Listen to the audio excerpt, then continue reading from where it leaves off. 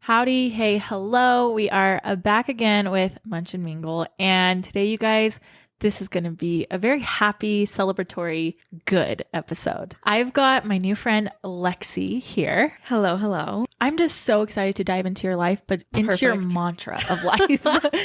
You are and I wish you guys could see her. You just have this light so nice. that beams. No, I mean it. And it just makes sense with everything that you do in your life. I'm like, yep. You match it. It tracks for sure. So before we dive in, of course, let's start with our munchie, which I'm actually really happy this is what you picked. But you go ahead and you describe it while I take a little snack. So this is my new personality trait. It's the mini dirt balls from Swig because they had the big ones and they were delicious. Yes. And they took them away. And then they brought them back in like this little shareable, dip the frosting in. I think they're delicious. I'm all over it. I loved the big ones. I was really shocked they took them away. They really they were good. They were fabulous. Yeah. And so then when they brought these back, we were all kind of like, but no, it's great. Going into your life, Lexi, we've got a lot to talk about. Yes. You and I have already had a discussion. You've gone through some great things that make you who you are. That's why I love you. The funny thing, I guess we should explain, Brooke, yes, is your hairstylist. I'm obsessed with her. We all in are. every way, shape, and form. She is so great. And she posted about you on her story once. Mm-hmm. You brought her a thank you card. Yes. And she had said, yeah, I'm so grateful. I've been the recipient of one of Lexi's thank you cards. And I was like, what? Who is this person? Like, it's a thing. So I went and totally found you on Instagram and was looking around and I was like, wait, who is this girl? Like, she seems so happy. That's so funny. She gives thank you cards and flowers. So I just kind of I'm pretty sure I followed you. Mm-hmm. And then that was months before Brooke and I did her episode. Then after her episode, I was like, hey, who's this girl, Lexi? And she just went off. She's like, oh my gosh, you need Lexi on your podcast. So that's where we are. Yes. So now we're here and I couldn't be happier. Oh, it's so great. Okay. So let's start from the beginning. You have a very unique situation in your family, and I want to talk about it. Yes. So I am from a family of all girls, and I feel like that attributes to every ounce of my personality. Most of us were cheerleaders, dancers, very much in that realm, and I was a competitive cheerleader. I started when I was in 7th grade. Went down that path. I did all-star for all 3 years, and then when I was in high school, I kind of decided to switch to high school cheer just so I could be involved, and everyone that I knew of had such fabulous experiences. Yeah. I adored the sport. I loved everything about it. I love the teamwork. I love the performing aspect. How cheer works is your tryout season is in April or May, but your competition season isn't over until February or March. And so you kind of have to decide if you're trying out come January. So you can start prepping and working. I didn't love my high school cheer experience. Wasn't necessarily the best spot for me. So I was very conflicted if I wanted to go the next year. This was the first decision I had ever prayed about. I remember it so clearly, just the confirmation feeling you need to try out for cheer again. And I was like, okay, perfect, let's go. I was in the gym every single day. I was doing gymnastics privates. I was doing strength and conditioning, just kind of putting every ounce of what I had into this tryout was what I was supposed to do. I was so excited. I go to try out. I did the best I could. Hadn't missed a game. I did a good in competition season and I was cut. And I was devastated. Yeah. Because I was 15 when I was cut. And this was something I had been a part of for 5-6 years. So that was a third of my life. And it was a big part of my identity because that's what I invested so much time into. I was so angry at everyone, at everything. If I prayed about it and I got the confirmation answer, why would it be this devastatingly heartbreaking? Right. Is that a word? Yeah. It is now. I think so. Heartbreaking. And I really just I prayed for this and I didn't get it. Well, I'll show you. Mm-hmm. And the rule in our house was if you wanted to drive and be on the insurance, you had to go to seminary and you had to go to church. It was more than fair. But I was basically as stepped back as I could be while still going to those things. And it was hard. It was hard going from a very active in my testimony and working on it to not putting anything in it. And I thought this was what was gonna make me feel better because I had tried life as a partnership with my Heavenly Father and I felt it didn't work out. There was a good 6-7 months I was just angry. I was unattached from school activities and really didn't do anything. I was just mad. And I don't really know how I decided like, I'm done with this. This isn't working for me, but I did. Beginning of my junior year, my family decided to adopt a baby boy. I was 16 and I was like, everyone's going to think I'm this kid's mom. Like we're going to live in the same house. And it was just like very, I don't know, just like a new experience that we hadn't experienced before, but I was excited. We met our birth mom when she was like 4 months pregnant. How did you guys find her? There's a lady in our ward who came to my parents and was like, will you adopt this baby? Oh, wow. And it was like, what? Yeah. Like, we have our family. We're good. If you met her name's Kim. She's fabulous. She was like, okay, just pray about it. Pray about it, and I'll like never bug you about it ever again. And so my parents were like, yeah, okay. And they do. And they were like, no, you need to adopt. And we're like, hey, perfect. Let's roll. That's awesome. And basically from the time that my mom started the adoption paperwork to the time we were matched with this baby was a week. Wow. Which like doesn't happen. Yeah. It was like so crazy fast. The first thing they tell you in adoption is like guard your heart. In the state of Utah, at least, there's 24-hour period from when the baby is born to when the birth parents can like sign their parental rights away to the adoptive parents. And so you don't know if you will get that baby in your home until 24 hours after they're born. Wow. Oh, I know. So you can like go on this journey. Some are like 8 months, some are 3 weeks, and you're just very much like, okay, we want the best for their family. And if that's keeping the baby, like that's what we want. And we want the best for our family. And we've like opened our hearts and our minds and made plans to have like another member of our family. But if that's not right, we don't want that. We go through the pregnancy journey. We met her in September on my birthday, actually. And then she was due end of January. Our birth mom had a doctor's appointment at 3 p.m. on a Friday. And they were like, yep, you're in labor. Let's roll. Let's go to the hospital. And she was like, okay, perfect. So they go to the hospital. They get her all hooked up to these monitors. Like 2 hours later, there was no heartbeat. So somewhere in between, like this doctor's appointment at 3 and her delivery at 5, he had passed away. Oh my gosh. Such like an interesting grief process. Legally, like he wasn't a part of our family, but like spiritually and like my family had all been on these different journeys of just kind of like coming to an answer with this. Like I kind of fell in love with this baby from like the moment I knew he could be ours. Yeah. I like find out he passed away and I like went into shock. And I'm just like cleaning everything. I end up outside in my driveway. It's the beginning of February. It's freezing. Like, there's snow on the ground. And like take all the trash and I just like break down in my driveway. You know, like those prayers that just stick with you forever? This was one of them. And I just fell on my knees like outside. I'm sure my neighbors could see me. And I was like, Heavenly Father, please be my teammate in this. Like, I did life without you. I don't want to do that again. Please, please, please. Like, I'm not going to leave you. Don't leave me. I think comparing my two like trials, obviously this one was much bigger, but I kind of had to go through the first one to learn how not to deal with things. And you can try to do it without assistance on the other side, but it's so much easier. And like so much lighter, and you find so many more lessons and wisdom if you just like lean into God. That's so powerful. And you were 16. I was 16 at this point. That's incredible.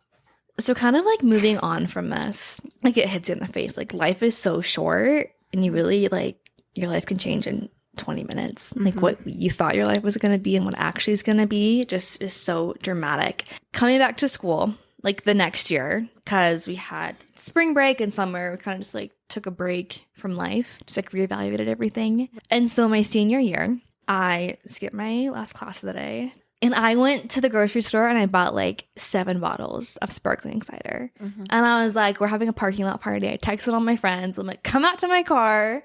Like, this is life. This is so celebratory. Like, let's make a moment of it.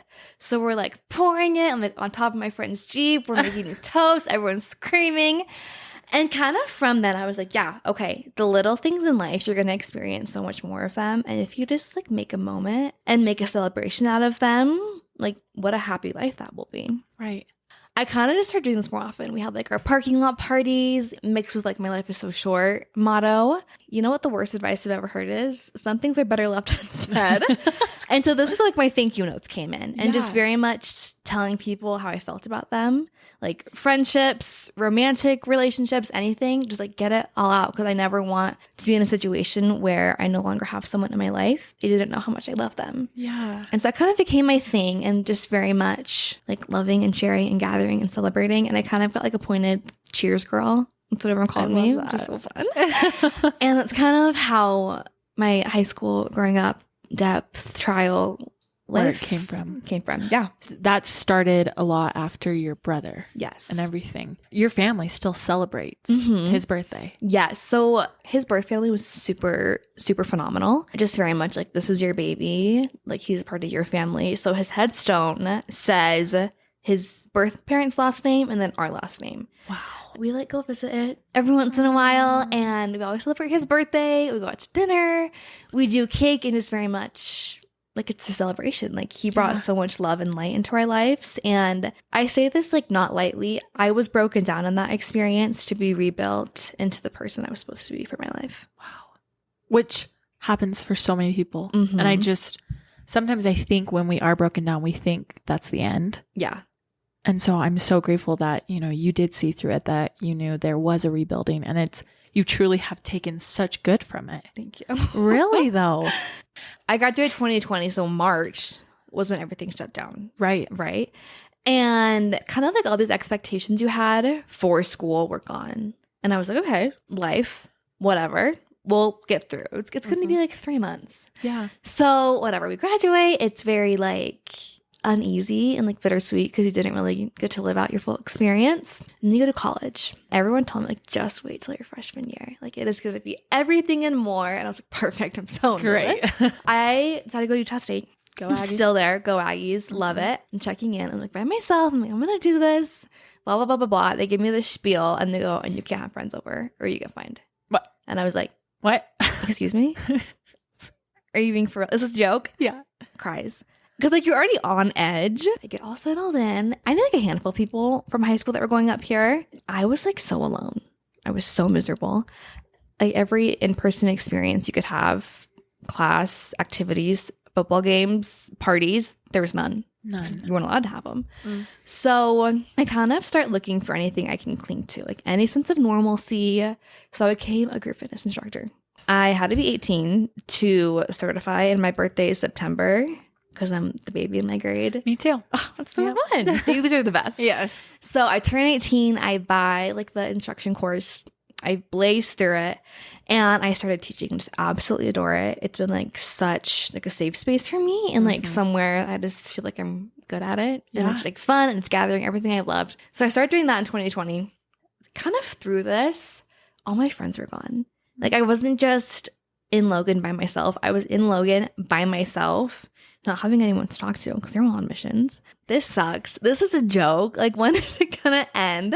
One of my best friends, he texts me or Facebook messages me or whatever. Right. He's like, Lex, you gotta meet my companion. And I was like, this is the most painfully LDS story I've ever heard in my entire life. There is no way. Whatever. So his companion slides into my Facebook DMs. Because that was the thing. That was the thing. I was like, this is so horrible. What year is it? 2008? Yeah. We write off and on his whole mission. I wasn't like waiting for him. Right. Second year of college, it was good. It was a lot better. I think everything kind of like just went back to normal. My group fitness classes grew a ton. Yes. I went from teaching, I taught 3 people my very first class. And it was my roommates. Great. And one of my friends that I basically like bribed to Yeah. be there. Then I taught an event with over 100 people. School ends. This boy that I had been messaging comes home from his mission. And it was everything and more I'd want it to be. It was like sunshine, rainbows. I was like, this freaking rocks. Are you kidding me? It's so much better than 2 years ago.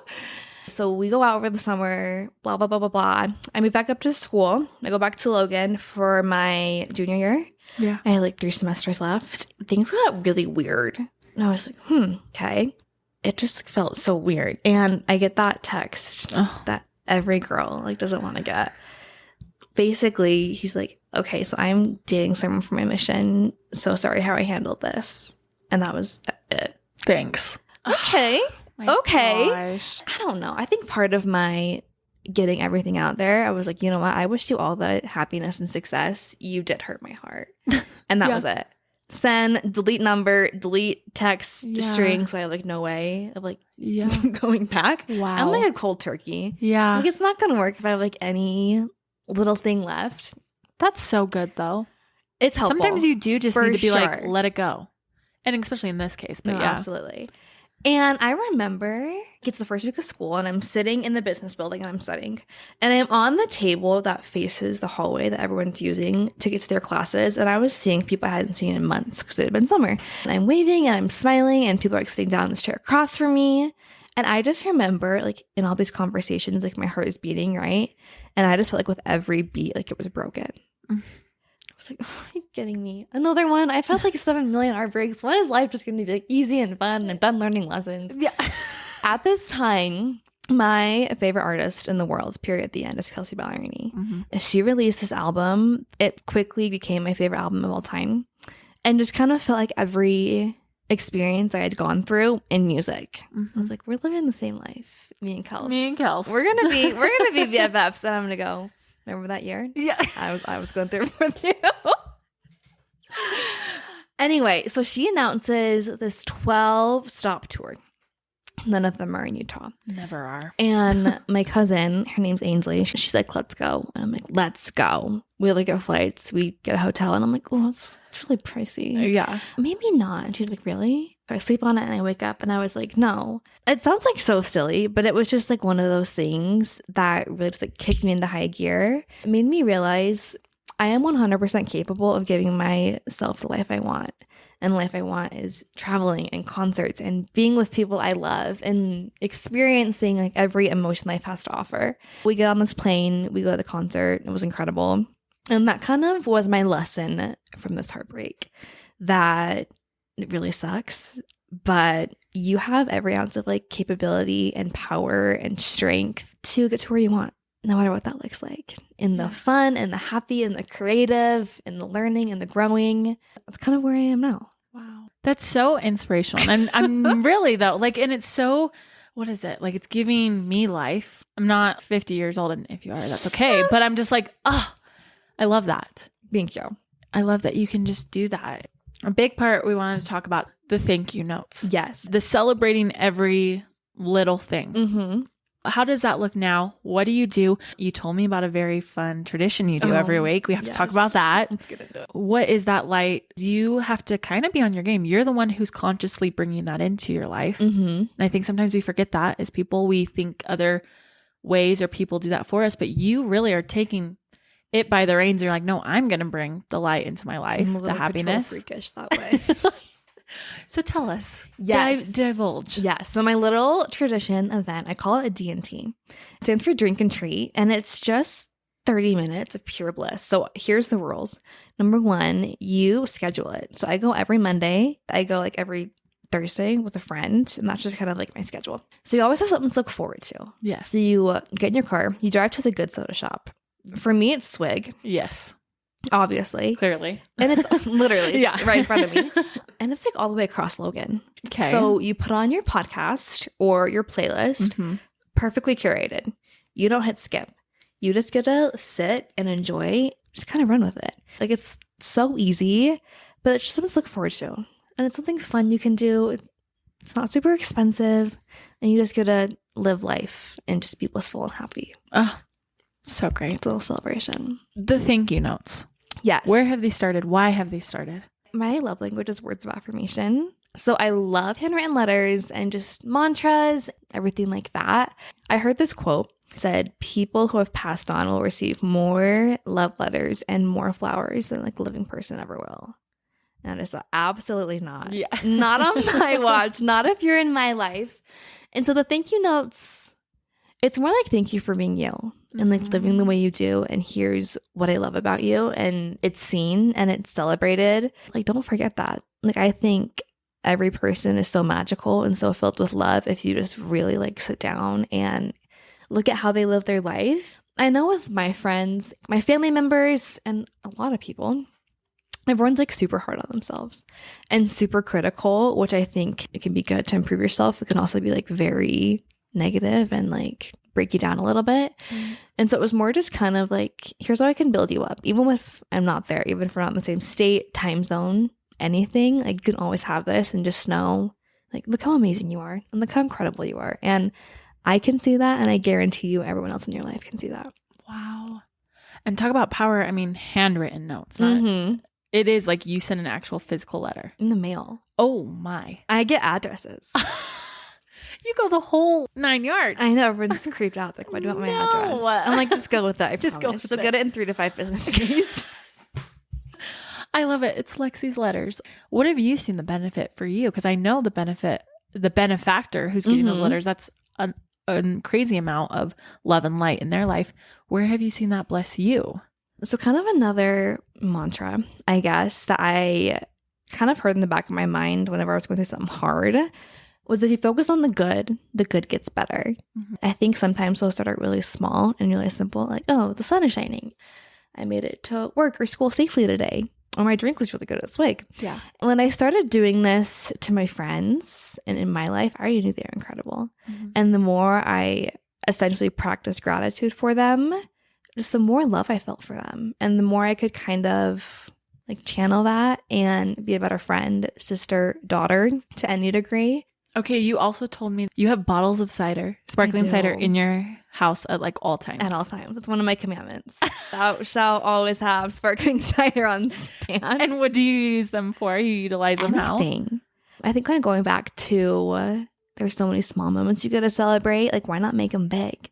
Mm-hmm. And I used to keep them in my car in case anything like good came up, like on the road. And now I can just keep in my house.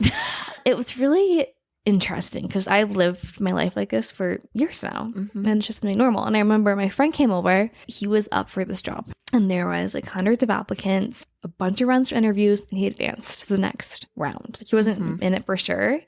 And I was like, that is so incredible. Let's celebrate. He's like, what? Go inside. I get this bottle of sparkling cider. We're pouring it. We're making toast, and it just like raises the vibrations, and it makes everyone so happy because there's so much to celebrate if you really want to. Like, focus on the celebrations, or like, there'll be a party. You know? Oh my gosh. Lex is so good. More people just need this. Absolutely. There's so much going on in the world. You also love flowers. Don't like mine because they're dead, but no, fresh they're flowers. Beautiful. Fresh flowers always. Yes. Smith has the best ones. The best. This has been so great. Where are you now? Now where you're seeing your life as you've kind of been going at, I mean, I see many great things for you. You're a force to be reckoned with. And I just believe your light is going to continue to touch this world. And that's why I'm so grateful to have you here as you begin that beaming light show. But what is it now that keeps you connected to God? What does that relationship look like? What is the future? I think the future looks like complete and total world domination. Okay, great. I'm perfect. I'm well under that order. I'm good. Yes, I'll graduate in December with my degree in marketing and technical sales. Perfect. Go Aggies. And I basically have had my life planned out since I was 14. I love a plan. I thrive on a plan. You and me both. Exactly. Yes. Very quickly realizing like you can't always do that, which is heartbreaking to me. I'm like, just let me know what's happening. The mantras I'm like really clinging to right now is you never relate to your own life. I'm in a very unique spot. I think it's Utah. I think it's the age I'm in. I'm 20. A bunch of people are just taking very, not dramatic steps, but steps into life, whether that's career or marriage or cross-country moves or across the world moves. And I am just very much like in this phase of my life from, okay, what do I want? Like, I, at this point, can do whatever I want. I've always had like a love for fashion, and that's really where I see my end goal. I want to design. I want to have my own brand and create and just make people feel empowered through that. So that's kind of like my little passion project that I'm being like a very cautious consumer right now. I'm saying like, hey, does that work? How does that work? What's their business model? Like, what's selling? Wow. That's where I see my life going, like end goal. Okay. I always stay close to God. I have like a few really key takeaways from just growing up and like being taught the gospel. One of the biggest ones was my seminary teacher. Shout out Sister Savage. Perfect. Right? Oh my goodness. She was saying like, you have this all powerful God, right? Who can create life and worlds and move mountains. And out of everything he wanted to be addressed by, he chose Father. That's who you're praying to. And I think of my own dad, just how much he loves me and how much he wants the best for me.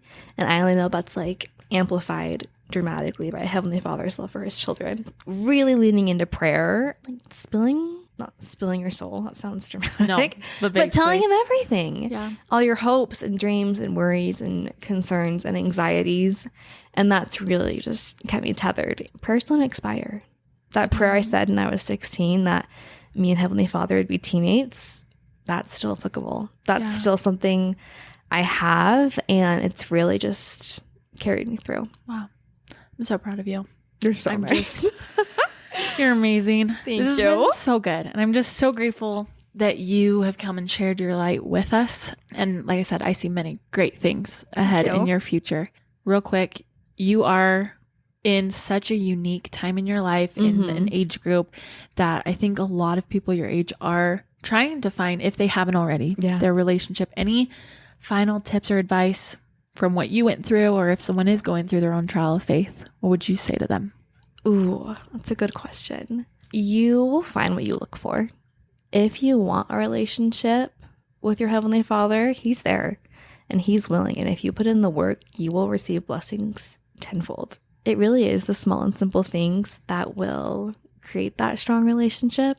It's praying, and it's reading your scriptures, and it's seeing God in everyday life in goodness. Like, where there's goodness, there's God. It's hard. Like, I think the world gets scarier and scarier. And as you grow up and you're faced with all these choices and adversities, like, just really, if you make the decision to lean into God, you're going to be okay. And I really believe that. I love how you have like a customized relationship with God. I think people forget that. Sometimes they think it's just has to look one way. No. It's not. No, we're made so beautifully and originally, and you were made by your Father. He knows you. Yeah. He really does. He knows your quirks. He knows what keeps you up at night, what makes you excited. Like, He is going to be the best supporter for you in whatever way you need. Like, it's going to be different for me and my sister and you and my best friend. So He's got you. I love that you said, like, He's your teammate. Oh, yeah. It is. Oh, yeah.